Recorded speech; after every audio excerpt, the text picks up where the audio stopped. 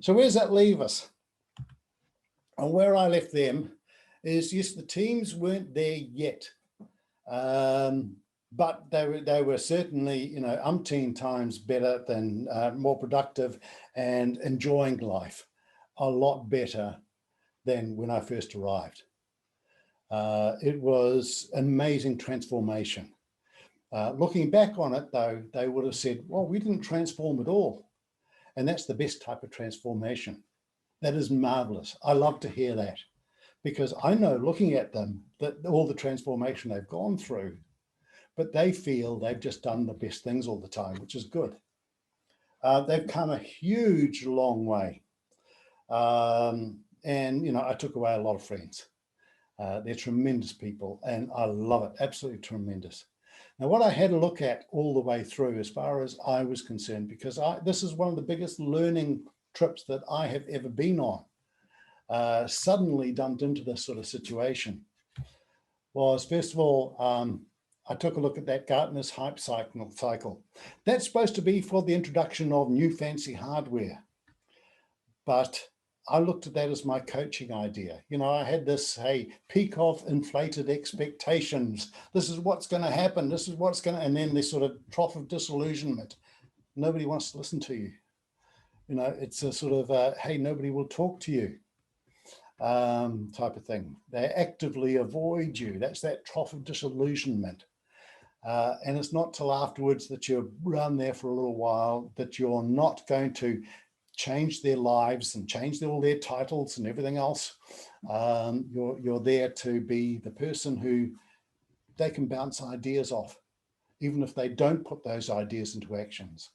That's it. That slope of enlightenment happens, and you've got that plateau of productivity, which is well above the previous area. And that's what I took a look at, that whole idea. I had one constant go-to quote that I had to keep looking at all the time. When it is obvious that the goals cannot be reached, don't adjust the goals, adjust the action steps. So I wasn't myself necessarily going to accept that I wasn't going to be able to do something. So if that didn't work, what else might work? What else should I be doing? Is there another way? And it's that constant re-looking at what I'm doing and how I can change that helped me all the way through. It's a constant change. So yeah, that's really it.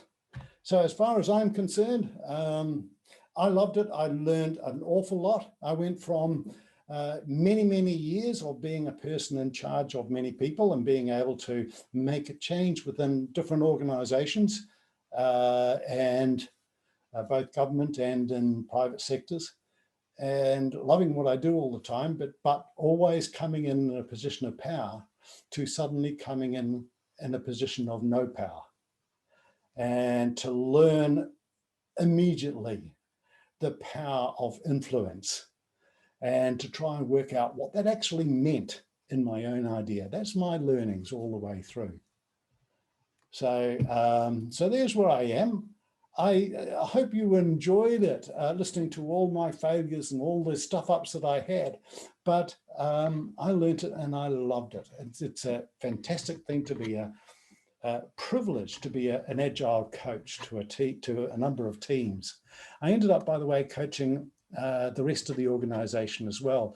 Their HR department, which turned out to be people in culture. I can't remember what it is now, because I didn't like the word human resources. So they changed that. They ended up being one of the most agile groups in the whole organization, where they only wanted to find out what this agile was because they're now starting to hire agile people.